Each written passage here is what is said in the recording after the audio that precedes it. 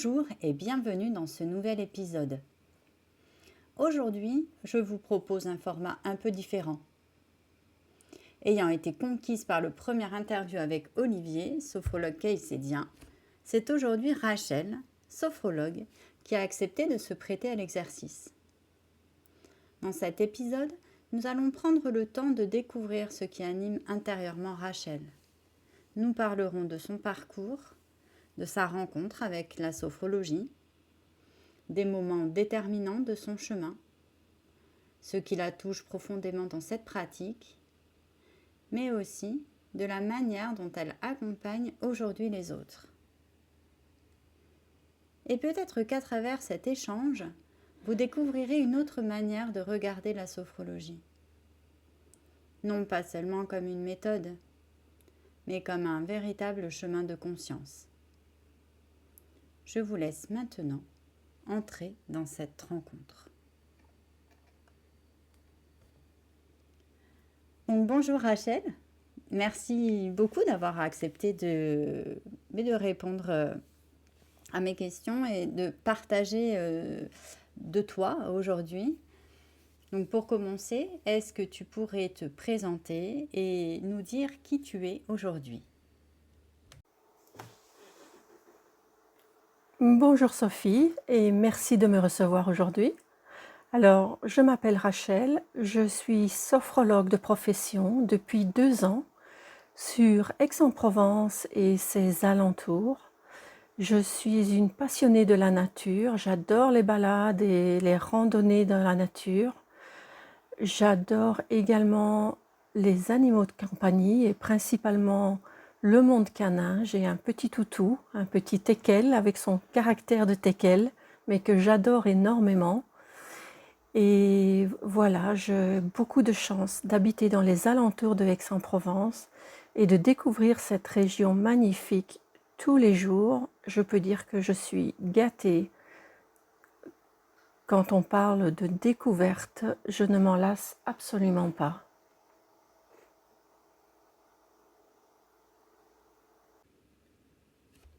En effet, c'est une magnifique région que la région aux alentours d'Aix-en-Provence. Et d'ailleurs, est-ce que tu peux nous en dire un peu plus avant de devenir sophrologue, quel a été donc, ton parcours de vie et parcours professionnel ?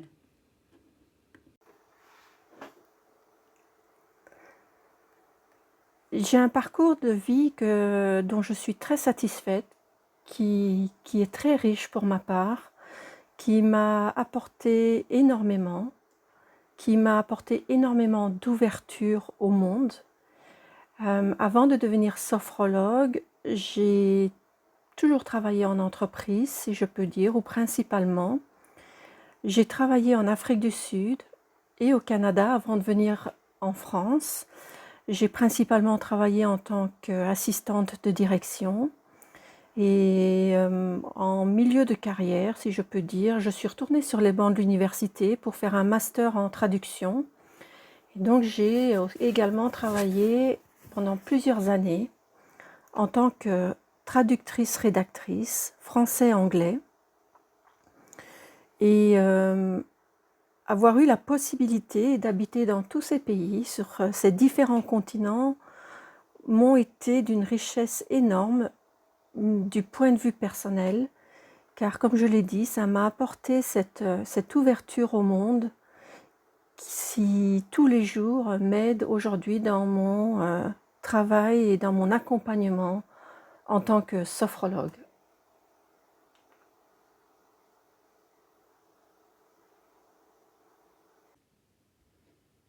Merci beaucoup Rachel.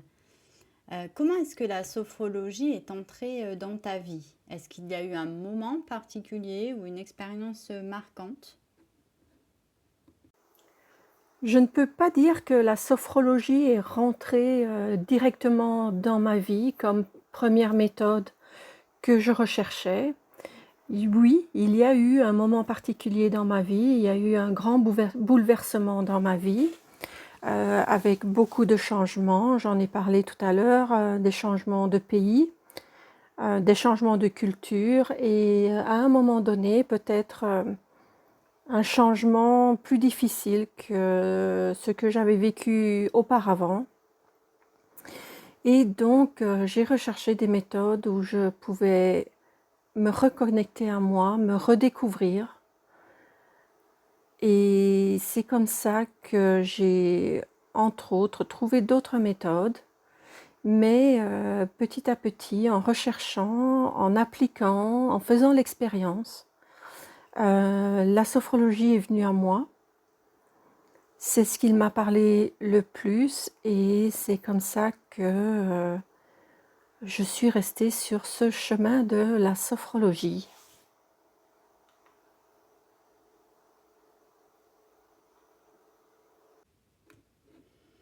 D'accord, ouais, merci. Et donc, il existe plusieurs formes hein, de sophrologie, dont la sophrologie caïcédienne.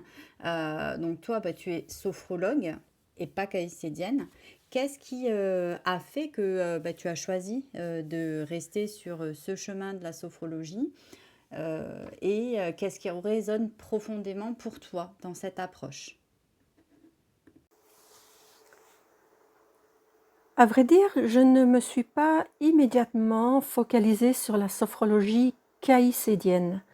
Je suis diplômée depuis plusieurs années, issue de l'école française de sophrologie de Montpellier, de Norbert Cassini. Et c'est en faisant mes recherches, après avoir fait l'expérience de la sophrologie à des fins personnelles, j'ai voulu en faire mon parcours de vie, mon parcours professionnel, cet accompagnement que maintenant, dans ce moment de ma vie, je voulais apporter aux autres, riche de toute l'expérience de vie que j'ai. Donc, je suis tombée sur les différentes explications types de sophrologie. Et à vrai dire, dans les années que j'ai étudié la sophrologie, les certifications qui étaient, comment je peux dire, données, étaient données sur des parcours de 2 ans et automatiquement, c'était des certifications de la sophrologie inspirée de Caicedo. J'ai découvert l'école de Norbert Cassini, j'ai découvert la méthode de Norbert Cassini qui a étudié directement avec Caicedo et qui enseignait donc l'école de Norbert Cassini enseignait une sophrologie très, comment je peux dire, épurée. Et c'est cette approche qui m'a beaucoup attirée, parce que je reste malgré tout une personne très pragmatique. Et cette école de sophrologie de laquelle je suis diplômée m'a donné ce que je recherchais, ce côté pragmatique et surtout ce côté profond qui est la sophrologie, loin de la détente et de la relaxation comme on s'imagine. Et c'est ça que je voulais. Je voulais une méthode qui nous aide à nous redécouvrir, à nous reconstruire. Et cette école, c'est plus l'école de laquelle je suis issue qui m'a apporté cette approche que je recherchais, cette approche qui résonne en moi profondément, qui est une approche de sophrologie pure, si je peux dire, loin de cette idée bien-être. Bien sûr, cette notion de bien-être arrive à un moment donné, mais elle arrive par cet équilibre de soi que l'on a retrouvé grâce à un entraînement progressif de sophrologie.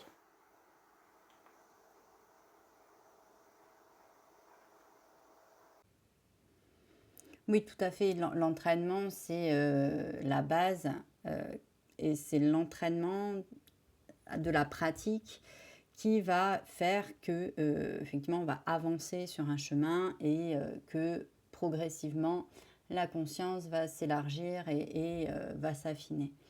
Est-ce qu'il y a eu un moment précis dans ton parcours où tu t'es dit que c'était vraiment cette voie-là que tu voulais suivre et pas une autre?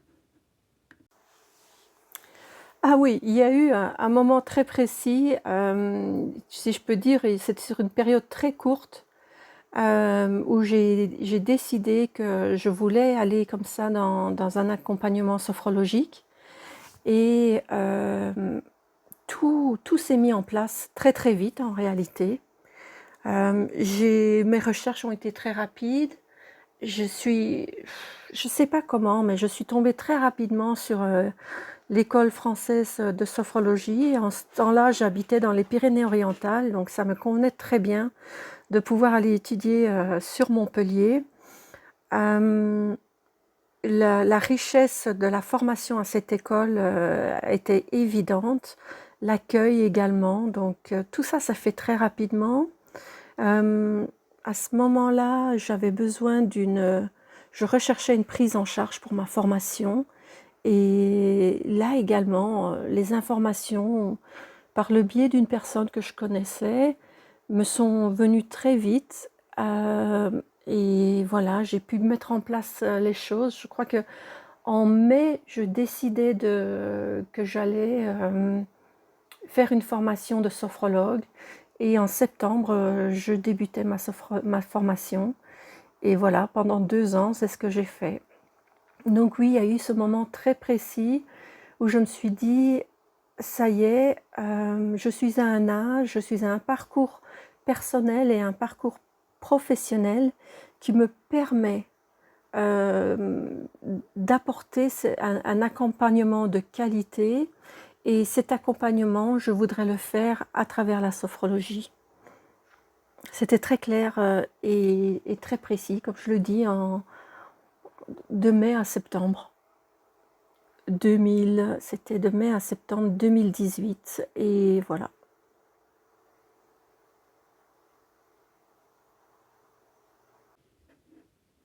D'accord, merci. Donc déjà 8 ans que tu es sur ce chemin et voilà, comme on le sait, hein, c'est chaque jour, chaque moment est important de ce chemin est important.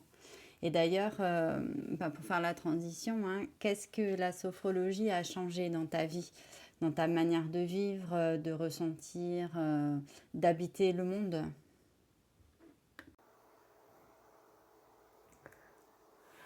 La sophrologie m'a apporté énormément, mais ça n'a pas été un changement brutal et c'est ça toute la puissance, de la sophrologie. Encore aujourd'hui, ça m'apporte énormément et encore aujourd'hui, je ressens des impacts sur sur un parcours ou sur des pratiques que j'aurais pu faire, mais bien avant. On ne sort pas d'une pratique de sophrologie transformée et on ne sort pas même d'un accompagnement ou d'un parcours de sophrologie, transformé instantanément. C'est quelque chose qui se travaille en nous et en moi personnellement, c'est quelque chose qui se travaille en moi et qui depuis plusieurs années, de mois en mois, il y a quelque chose qui se transforme. Et alors, comme dans tout parcours, comme dans tout entraînement, naturellement, il y a des allées et des retours, des retours en arrière, et alors des progrès. Et il y a des moments de vie dans l'année où je ressens très fortement ce progrès, ou des moments particuliers où je me rends compte que je le vis tout à fait autrement que ce que j'aurais pu le vivre, auparavant.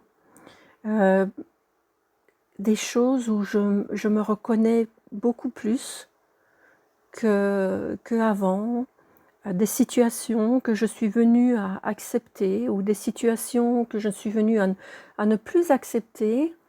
Mais tout ça, encore une fois, ça se fait très progressivement et du coup, je n'ai jamais ressenti un basculement énorme dans ma vie et pourtant, je peux le dire aujourd'hui quand je regarde ce parcours depuis que j'ai commencé la sophrologie, euh, c'est un progrès énorme dans ma vie personnelle, alors que finalement je m'en suis pas tout de suite rendu compte. C'est maintenant quand je fais, si je peux dire, un demi-tour sur moi-même et que je regarde ce parcours depuis quelques années, que je me rends compte tout ce qui a changé dans ma vie et tout ce que j'ai construit dans ma vie, notamment cette force que j'ai eue de quitter le monde de l'emploi grâce à ma conviction pour construire mon projet de sophrologue, et également dans ma vie personnelle, vivre un très gros changement dans ma vie personnelle et y croire malgré tous les obstacles qui ont pu s'y mettre, mais que finalement je vois ça maintenant comme des challenges que j'ai eus sur ce parcours depuis ces dernières années, mais j'ai eu cette capacité d'adaptation qui s'est construite en moi, et finalement c'était des petites, je suis parvenue à voir cela comme des petites étapes plutôt que des grands murs à surmonter.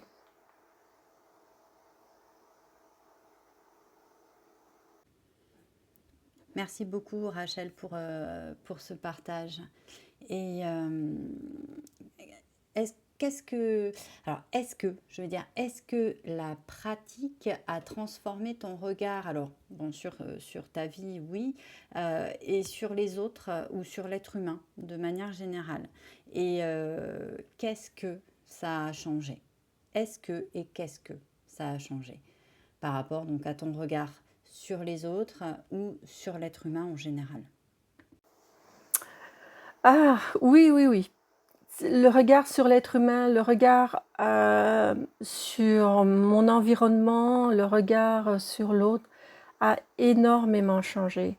Mais le regard sur l'être humain, il a déjà beaucoup changé quand j'ai fait mes divers voyages et que j'ai vu toutes ces cultures. C'est là que je parle de cette richesse de mes voyages et de cette expérience d'avoir vécu dans différents pays et surtout sur différents continents. C'est surtout changer de continent qui change beaucoup en culture. Ça déjà m'avait déjà beaucoup ouvert le regard sur l'autre. Mais ça s'est ancré justement avec la pratique de la sophrologie. Un grand aspect de la sophrologie, c'est d'apporter ce regard neuf, d'apporter ce regard neutre sur soi déjà. Mais ça nous permet également d'ouvrir ce regard neutre et neuf, nouveau, sur l'autre, sur les situations, sur les environnements. Est-ce qu'il y a une pratique, donc tu nous en as partagé une que je mettrai à disposition, et encore une fois je t'en remercie énormément. Est-ce qu'il y a une autre pratique qui, toi, te parle, ou en tout cas que tu affectionnes particulièrement, et si oui, pourquoi? Je dois avouer que pour moi, une pratique qui me tient personnellement à cœur et qui m'est très importante, c'est la sophromnésie. Et finalement, tout ce qui sont pratiques du passé en sophrologie. Car j'ai la profonde conviction que l'on ne peut rien changer, on ne peut rien améliorer sans avoir une connaissance de soi. Et pour avoir cette connaissance de soi, c'est aller revoir des situations, aller revoir non seulement son comportement, mais l'état dans lequel on était dans certaines situations, et y amener un regard neutre, simplement observer sans juger. J'aime beaucoup cette notion de non-jugement en sophrologie, et toutes ces pratiques du passé en sophrologie, notamment, comme je viens de dire, la sophromnésie, permet à la personne de s'approprier son propre parcours sophrologique et de construire à partir de là son nouveau soi et son nouveau chemin ou améliorer son chemin actuel.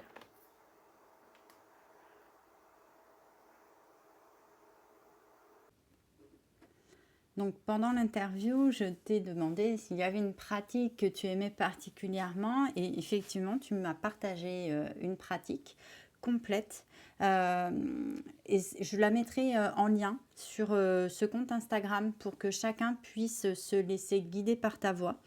Mais je ne la mettrai pas sur cette interview-là. Je la mettrai vraiment à part parce que c'est voilà, une pratique que tu m'as envoyée complète.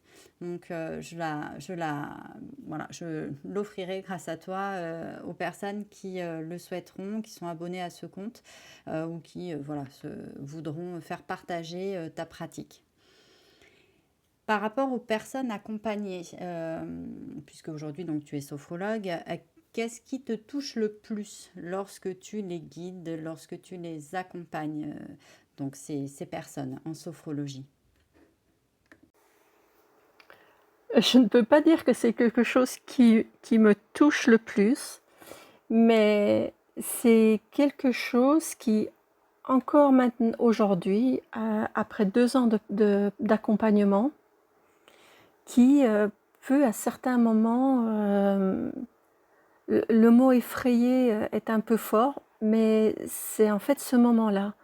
Ce moment où les personnes ont une prise de conscience, et cette prise de conscience, elle est immédiatement accompagnée d'une crainte de la part de cette personne et du coup d'un rejet.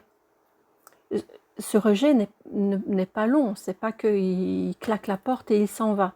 Mais il y a ce rejet de quelques secondes, le temps d'accepter cette prise de conscience, le temps d'accepter ce nouveau regard. Et il peut arriver, cette prise de conscience de la personne que j'accompagne peut arriver avec des mots, ça peut arriver avec un silence. Et à ce moment-là, je respecte le silence. C'est le temps, je pense que c'est le temps que ça s'enregistre, que ça s'ancre dans l'être de la personne. Mais ça peut également, et souvent, ça arrive avec des mots. Et il faut savoir rebondir sur ces mots, ou peut-être même laisser une respiration, comme je dis toujours. Parce que ces mots sont le reflet de ce que la personne ressent et sont peut-être des mots qu'elle a besoin d'entendre ou de dire pour pouvoir laisser ancrer sa prise de conscience. Donc à ce moment-là, soit je laisse une respiration pour laisser ancrer cette prise de conscience qui arrive peut-être de manière un peu brutale pour la personne, ou bien je fais une reformulation miroir pour que la personne entende ce qu'elle vient de dire et ça lui permet de rebondir dessus ou de l'ancrer. Quoi qu'il en est, l'idée c'est de lui laisser ancrer cette prise de conscience qu'elle a.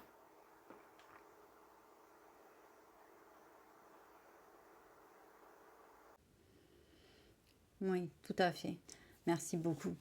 Et qu'est-ce que tu pourrais dire à quelqu'un qui pense que la sophrologie n'est pas faite pour lui ou des personnes qui disent oui, je sais, ça m'intéresse, je suis sensible à ce que tu me dis, à ce que tu me proposes, mais moi je verrai ça plus tard, je verrai ça quand ça n'ira pas bien ou quand ça ira moins bien ou quand j'aurai le temps.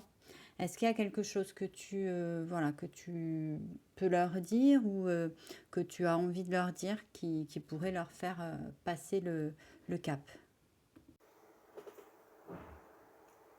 Ce n'est pas en moi d'essayer de convaincre l'autre, de convaincre la personne qui hésite, parce qu'en réalité, cette hésitation, elle vient de quelque part.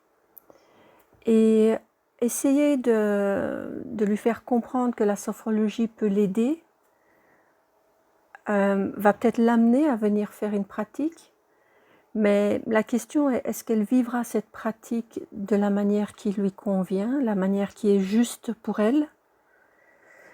Elle viendra avec ses blocages à ce moment-là. Donc une personne qui va dire la sophrologie n'est pas faite pour moi, ou ce que je respecte tout à fait, parce que la sophrologie n'est pas faite pour tout le monde. Ce n'est pas une méthode de détente ou de bien-être.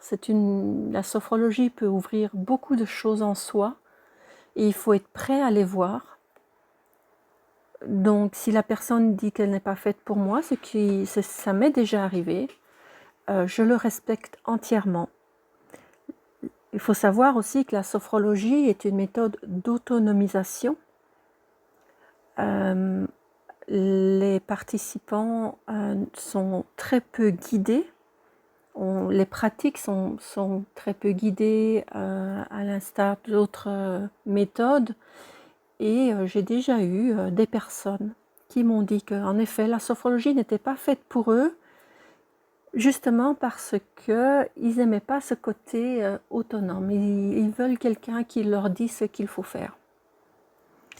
Quelqu'un qui dit « je verrai plus tard quand ça ira moins bien », je leur dirai déjà « on n'a pas besoin d'aller mal pour faire de la sophrologie ». Tout comme je rapporte toujours ça à un entraînement sportif. C'est comme de l'activité physique. On n'a pas besoin d'être mal pour commencer de l'activité physique, mais simplement vouloir entretenir son corps. Faire de la sophrologie quand tout va bien, c'est entretenir, maintenir ce tout va bien, ne pas attendre que ça aille moins bien. Par contre, si elle me dit « je verrai plus tard », encore une fois, c'est que peut-être, là tout de suite, elle n'est pas prête. Et elle sentira d'elle-même, quoi qu'il en est, elle saura d'elle-même quand le moment sera juste pour elle.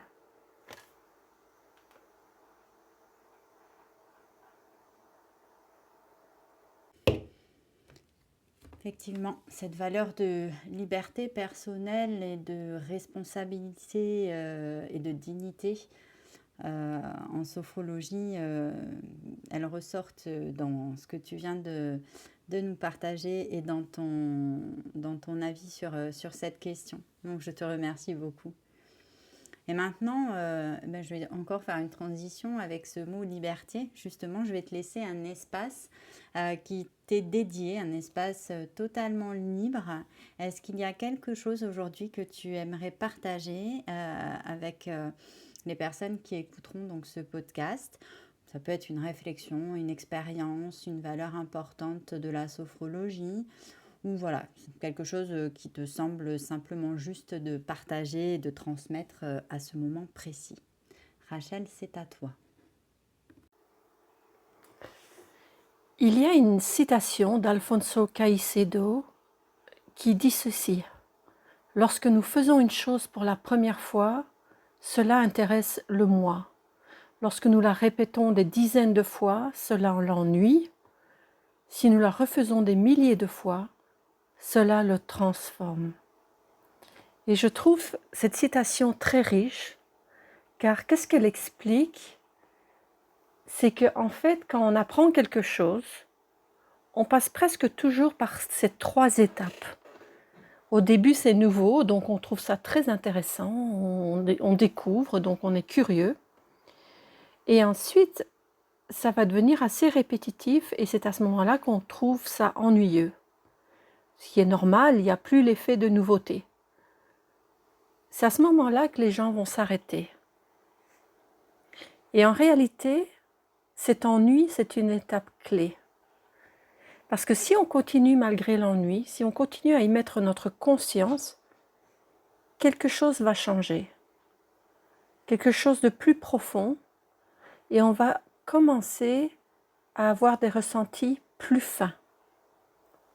Et à ce moment-là, ça redevient intéressant, mais autrement, de façon plus riche. Donc, en résumé, ce n'est pas ce qui devient ennuyeux parce que ça ne marche pas. Cet ennui, c'est justement le signe qu'on est en train de passer à un autre niveau. Et si on peut garder cette situation en tête, on peut rester motivé dans notre entraînement sophrologique.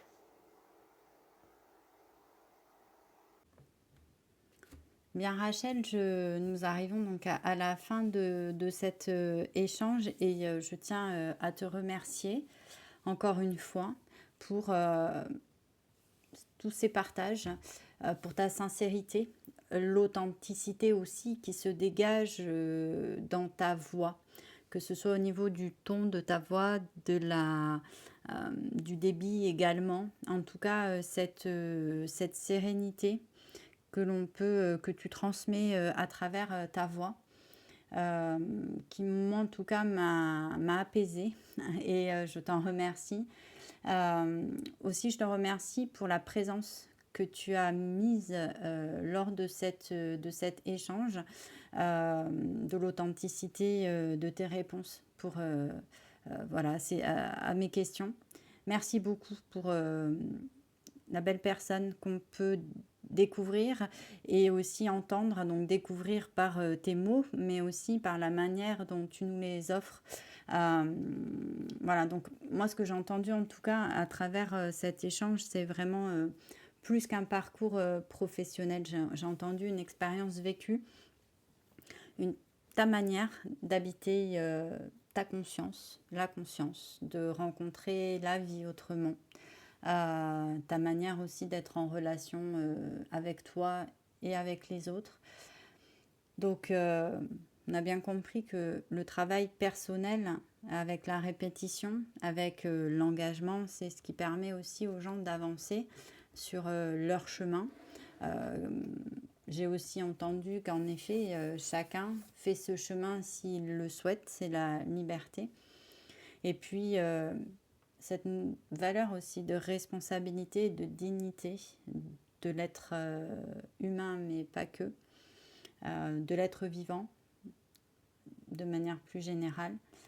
En tout cas, voilà, moi ce que j'apprécie et ce que j'ai aussi encore apprécié dans cet échange, c'est la dimension profondément humaine et collective. Et c'est vrai que c'est ce que Alfonso Caicedo, donc, que tu as cité, hein, dont tu as d'ailleurs fait une très belle citation, donc il appelle ça la groupéité. Donc c'est cette idée que la conscience humaine se transforme aussi dans la rencontre avec l'autre, que nous évoluons ensemble, que le vécu partagé, l'écoute, la présence et l'expérience collective ont une valeur immense dans le développement de la conscience. Et aujourd'hui, on peut quand même constater qu'on vit dans un monde où beaucoup de gens se sentent isolés. Donc cette notion de groupéité, particulièrement en ces temps un peu, on va dire, tourmentée, cette notion, elle devient particulièrement précieuse. Voilà, donc moi, ce que j'ai envie de encore te dire, c'est un grand merci. Merci pour cette rencontre. Et voilà, en tout cas, j'espère que les gens qui écouteront ce podcast seront aussi, comme moi, touchés et ravis de pouvoir aller à ta rencontre. Merci donc encore à toi, Rachel. Merci à vous aussi d'avoir partagé ce moment avec nous. Prenez bien soin de vous et souvenez-vous que parfois, une rencontre peut ouvrir un nouvel espace de conscience dans une vie, comme on a eu la preuve avec Rachel. À très bientôt.